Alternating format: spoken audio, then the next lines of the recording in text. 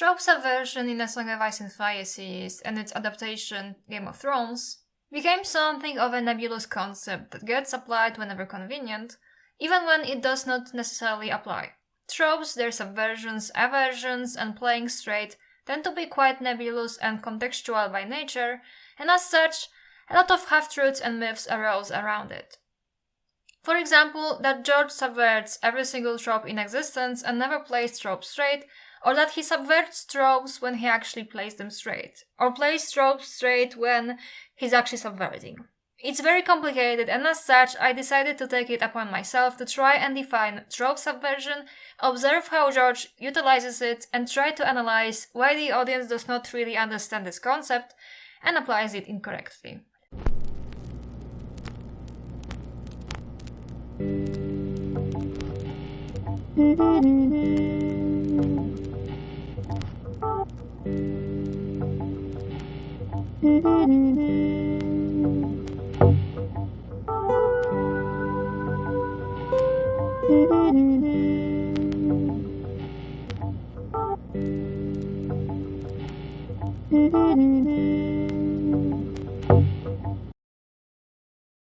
Before we start, remember that if you like my content, like, subscribe and share so that more people can see it. Make sure to click the notification button so that you never miss a new video. Also, you can listen to this episode on Spotify if you prefer. Check the link in the description. TV Tropes, perhaps the largest database of various tropes in existence, defines trope subversion as such. Basically, this is playing bait and switch with a trope. A work makes you think a trope is going to happen, but it doesn't. But how could people know a trope is going to happen? Well, tropes live in the minds of the audience. As such, sufficiently trope-savvy audience members can predict a familiar trope coming based on the hints dropped by the writer. So when the writer decides to build on this expectation, only to reveal that the expected trope was a red herring while an entirely different situation results, you have a subverted trope. Phrased another way, the work is ultimately revealed not to be using the trope at all, but in the meantime was played up to look like it was. Trope subversion essentially plays on the predictions the audience has. When a situation familiar to them from other works happens, they expect it to play out once more and in the same manner, but the author subverts those expectations by taking another course of action. Ultimately, all stories that you see are to some extent derivative, meaning they take something from other stories, remold it and change it around to create something new. You can see it, for example, in story structures such as the monomyth, also called the hero's journey. This story structure is so versatile that you could easily write a short story of your journey to the nearest convenience store using the hero's journey. Tropes are a prime proof that all artistic works in existence are derivative as well. They can describe a certain narrative structure, like the monomyth, but also specific events within the story, specific narrative devices, specific character archetypes, even specific types of relationships. Tropes can be very broad or very specific. Certain tropes tend to appear in certain genres, though not always. The appearance of certain tropes or lack thereof in certain genres could in some cases be considered subversion. Now, let's discuss what trope subversion is not. One of the misconceptions about trope subversion is that it's merely about shocking your audience. This is what led to the downfall of Game of Thrones, where later seasons tended to fall into the pattern and called it subverting expectations. Randomly killing a dragon that is almost impossible to kill per the author's words, because Dany forgot about the Iron Fleet, is not trope subversion, it's just being lazy. As is suddenly making Dany the madwoman in the attic, one last second. Nobody's expectations were subverted. They played into the trope straight, and given how common of a prediction this was, I wouldn't say it was unexpected either. In short, shock value is not subversion. George R. R. Martin's work is known for subverting common fantasy tropes, and here are some examples. Not all, but a few to illustrate how the whole thing works and why people don't understand it.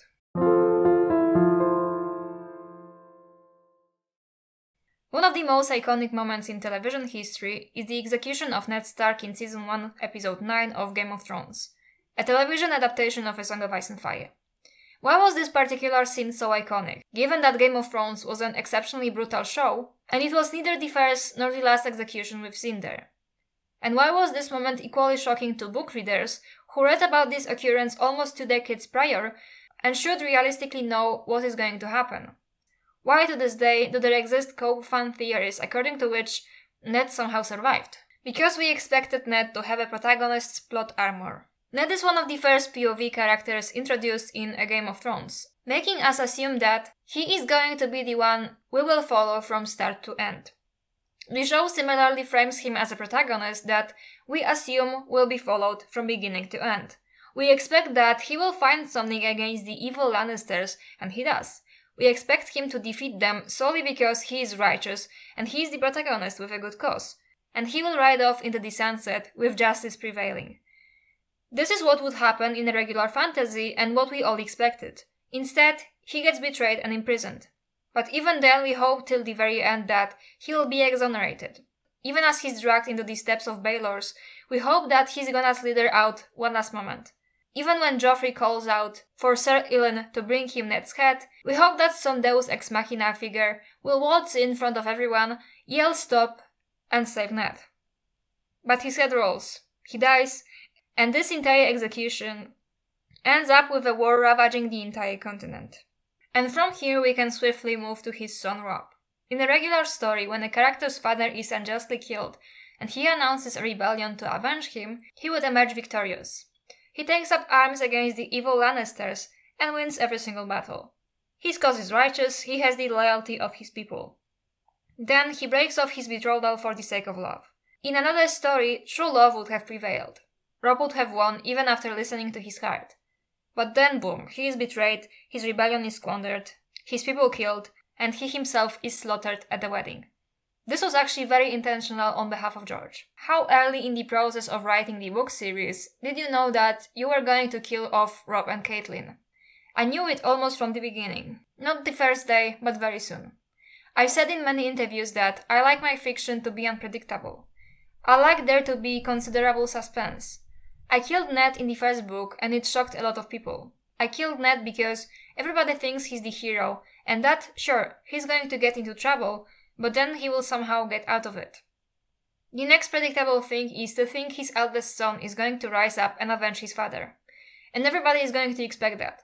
So immediately killing Robb became the next thing I had to do. Actions have consequences and nobody is safe. Not even protagonists and their sons on a mission to avenge them. These two cases are subversions on how protagonists are usually treated in the story. These teach us that in George R.R. Martin's story, nobody is safe, nobody how righteous their cause is, and that even protagonists are not going to be protected with plot armor. In this sense, it presents us with a world that is similar to our own, where there are no protagonists immune to everything solely because they're main characters. No one ever looked for a girl, he said. It was a prince that was promised, not a princess. Rhaegar, I thought. The smoke was from the fire that devoured Summerhall on the day of his birth, the salt from the tears shed for those who died. He shared my belief when he was young, but later he became persuaded that it was his own son who fulfilled the prophecy, for a comet had been seen above King's Landing on the night Aegon was conceived, and Rhaegar was certain the breeding star had to be a comet. What fools we were who thought ourselves so wise. The error crept in from the translation. Dragons are neither male nor female. Barth saw the truth of that. But now one and now the other, as changeable as flame. The language misled us all for 1,000 years. Daenerys is the one, born amidst salt and smoke. The dragons prove it. This passage, no one ever looked for a girl, nails how societal prejudices prevented people from being able to find a solution to the literal existential threat. Don't prevent women from being able to practice magic, else you're doomed. George R.R. Martin subverts the theme of chosen ones in his story by challenging his audience's assumptions about who gets access to magic and who gets to be a chosen hero. Why is Dany a princess and not a prince? I made this choice a long time ago, but I think I wanted to play a little with gender roles and reverse things a little. And of course, Mother of Dragons, to my mind, is much better than Father of Dragons. There is the connection between the woman who brings forth life, carrying a huge power of death, fire and destruction. There are very powerful metaphors in there. This subversion has been flying over the heads of so many A Song of Ice and Fire fans that Aemon's line of "no one ever looks for a girl" becomes the most meta line perhaps in existence. It proves that the gendered subversion rings as true as it did in the 90s. Many said that Dany being Azor Ahai is too obvious, but is it really, given how much resistance there is to it? It is obvious not because in an obvious choice narratively, or in the context of trope subversion, but because we, the audience, were able to find out before it was officially confirmed. As far as trope subversion goes, Dany is a very not obvious choice, and the resistance to her being the hero as a woman and the need to put her back into the non-subversive feminine archetype of either the evil Mad Queen or a disposable woman, ready to bare her breast so that her boyfriend is the one to be the hero, proves it. Neither of these concepts are subversive. Magical women and women in the position of power are always demonized, their emotions pathologized. Women in fantasy are already almost always merely tools for their men to become some sort of heroes. But often, this Mad Queen Dany, or Dany nothing but a tool for a man, is framed as subversive nonetheless. Many are under the impression that the big subversion is that Daenerys is not really a hero, that Martin spends 5 books trying to make her seem like one, only to subvert this by making her evil and in the need to be butchered by a man so that he can be the true hero. This is a symptom of how people began twisting subversion to fit whatever they want it to be, and in the process they reverted back to the straightforward fantasy tropes. The situation where a righteous male hero needs to kill his female lover, often a female lover gone rogue at that, to become that very hero, is so common that it's included in the lore of the story proper, with Azor Ahai and Nissa Nissa. When this story is first recounted to Davos, he thinks what he would do if he was Azor Ahai, picturing his own wife in the place of Nissa Nissa, a true sword of fire. Now, that would be a wonder to behold. Yet at such a cost. When he thought of Nissa Nissa, it was his own Maria he pictured, a good-natured, plump woman, with sagging breasts and a kindly smile, the best woman in the world. He tried to picture himself driving a sword through her, and shuddered. I am not made of the stuff of heroes, he decided. If that was the price for a magic sword, it was more than he cared to pay.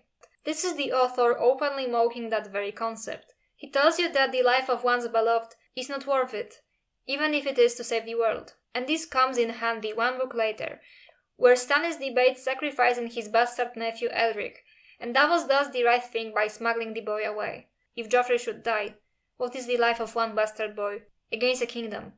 Everything, said Davos softly. If A Song of Ice and Fire was a regular fantasy, Jon would actually be the prophesied hero. He is by far the most popular candidate within the fandom, because too many things point at Dany think of subversion. But Dany being Azor Ahai does in fact subvert the idea, because no one would ever consider her being a hero. Everyone around her considers her a collateral. At first it was supposed to be her brother, then his son, then her brother sells her to a husband who treats her like property, and her own son is prophesied to be the hero. But it is Dany who becomes the hero without even knowing it. The version of this story the fandom refers, but actually Dany is a Mad Queen who has to be put down by Jon Snow so that he has that magical sword, would actually be playing the trope straight. Dany being Azor Ahai, on the other hand, is subversive. Secret heirs are very common in stories and in fantasy in general. We've had some instances of thereof in real history even.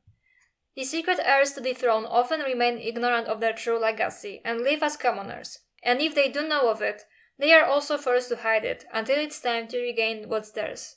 When played straight, the secret heir to the throne will be successful on the sole virtue of the throne belonging to him. In A Song of Ice and Fire, we have not 1 but 2 potential secret heirs to the throne, Jon Snow and young Griff. And coincidentally, in the case of both of them, people expect the script for the Secret Prince to actually be played straight, to at least some degree. Young Griff's strongest weapon is his pristine PR. His entire life was basically molded to fit the perfect prince coming to the rescue from a tyrant evil queen. Varys and Illyrio sort of wanted to mold him into a commoner king, a Walmart Aegon V Targaryen, so they did not raise him in a castle, but on a pole boat. But that was also precisely measured. They gave him enough to not be too spoiled, but also not enough to truly make him a commoner. In spite of Varys' final speech where he is made into a downtrodden serf, young Griff actually led a pretty privileged and sheltered life. He was educated, surrounded by people who loved him and cared for him. His life was never really in danger because he was under the watchful eyes of his family. This is one of the reasons why he is called the Mummer's Dragon. His questionable heritage aside, everyone around him, including his kingmakers, is putting on a performance, helping to mold him into that commoner king, But this is all false. And his true nature does spill every once in a while, like throwing a temper tantrum because he lost a board game. This is the subversion. They tried to make the perfect secret heir to the throne, but his true nature slips and will continue to slip. Nonetheless, the fandom is not really too good in seeing all these cracks. They buy into Varys' PR verbatim and believe that Aegon will be successful, only to have his perfect story ruined by another evil Mad Queen. But worry not! There is another perfect secret heir to the throne, and this time he is going to be totally legit. Jon's story and how he's being treated by the fandom has some surprising parallels with young Griff. Both young Griff and Jon are essentially treated like downtrodden serfs solely because they had less than perfect life. Young Griff because he was not raised in a castle, Jon because he was raised in a castle but was not always accepted. But in the case of Jon, he pretty quickly gets a reality check about just how much of a privileged life he led before arriving at the Wall. With Jon, he is expected to basically become everything George told us his story is not. You see, Jon is going to be special because two special people had sex. Jon will also turn out to not be a bastard all along, but a legitimate, secret, perfect heir to the throne, and also the sole hero of humanity after he forges that magical sword. I will be very disappointed if George does with these characters precisely what the fandom predicts him to do. I believe that with both of them, he is planning to subvert the secret prince. Thus, Jon will stay a bastard, and the subversion will be that having secret magical parentage does not matter in the grand scheme of things. And judging by Tyrion's comment about how young Griff is a Targaryen after all, and not in a positive sense, I don't expect his rise to power to be nearly as swift as it is predicted to, nor is he as perfect of a prince as everyone believes him to be.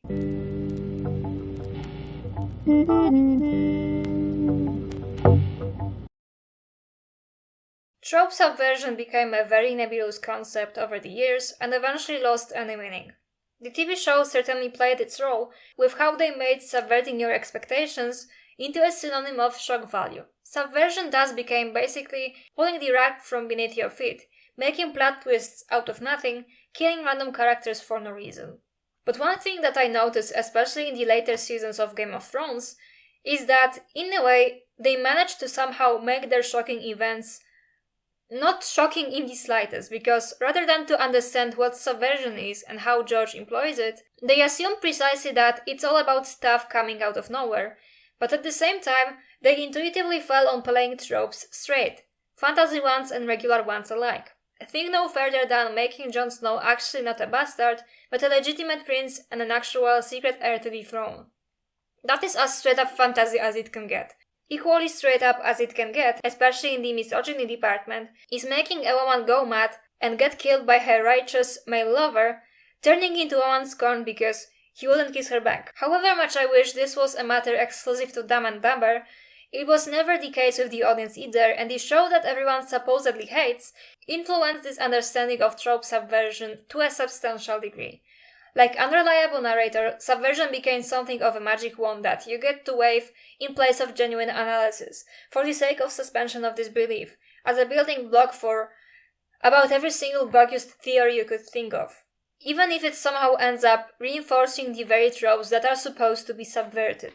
A while ago, I stumbled across an archived forum with very old predictions for the upcoming third book of the franchise, A Storm of Swords. Back then, everyone and their mama was convinced that Robb is going to win the campaign. Look how well it went for him. Thing is, in spite of already having seen Ned's execution, people reflexively fell on those straightforward predictions for A Storm of Swords. And I feel the same about a whole lot of predictions for The Winds of Winter. It's like people somehow never learned what kind of a story they're reading. They forget that characters in A Song of Ice and Fire act like real people, not plot devices needed to fulfill a certain trope straight. Aegon's perfect homecoming story is a prime example. In another fantasy, nobody would have a hint of doubt that this is really the son of Rhaegar and Elia, the impossible baby swap situation notwithstanding, because in another fantasy, nothing stands in the way of the perfect heir coming home. He's going to barge in, everyone will fall to their knees, he will swiftly depose the evil queen and rule wisely. But even Aegon's perfect story has many cracks in it, as does Aegon himself. The weaponization of subversion is also employed in the case of Azor Ahai. On one hand, People insist that a magical hero with a flaming sword made out of his wife's body is too fantasy and too predictable. They believe that the big subversion is that there is no Azor Ahai, nobody is Azor Ahai, there are no heroes. Azor Ahai was actually evil. How could you root for a guy who killed his wife? But when push comes to shove and someone asks, but if he is the real deal, then who do you see as Azor Ahai? The answer is always going to be Jon Snow. That one character who, even according to the author himself, is already the most traditional fantasy hero out of the entire cast. And the character I would want to be, well, who wouldn't want to be Jon Snow? The brooding, Byronic, romantic hero whom all the girls love. When you ask why Jon of all people, the answer is going to be an avalanche of traditional fantasy tropes played straight. Well, he is the result of a special cream pie between two special people. He is half this and half that ethnicity. He is half ice and fire.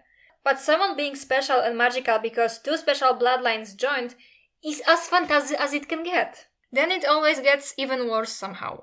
When you ask what part of the prophecy Jon fulfilled, it's always, well, none, but he totally will. Waking dragons from stone? Who would be concerned with such technicalities? What matters is that Jon Snow will literally forge a literal magical flaming sword using the disposable body of his girlfriend, who will totally agree and also give him everything she accumulated herself in the process. A female protagonist will be reduced to a plot device for his heroship. Wouldn't that be subversive? It often feels like fans of the series don't actually like these subversions. This lack of understanding what it even entails at times seems not a matter of a simple ignorance, but actual malice. Most of them are also completely blind at how subversion often concerns gender and gender roles.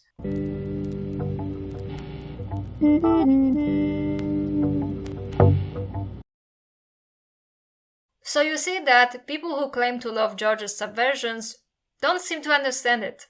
Subversion is often either completely forgotten when convenient, or applied incorrectly. People see tropes played straight and call them subversion. They see subversions and they call them predictable and boring. Subversion became a magical buzzword that you can use whenever convenient, and you will be met with close to no resistance because nobody actually seems to understand what it means. The discussion about trope subversion kinda reminds me how people say, "What is your unpopular opinion on X?" And the most common responses tend to be options that are entirely popular and widely accepted. Of course, this is far from all the subversions I could think of. I chose those who seemed particularly vital to the story for me. I encourage you guys to tell me in the comments what are your favorite subversions that I hadn't mentioned. Thanks for watching. Remember that if you like my content, like, subscribe and share so that more people can see it. Make sure to click the notification button so that you never miss a new video. And remember, ashes land on top.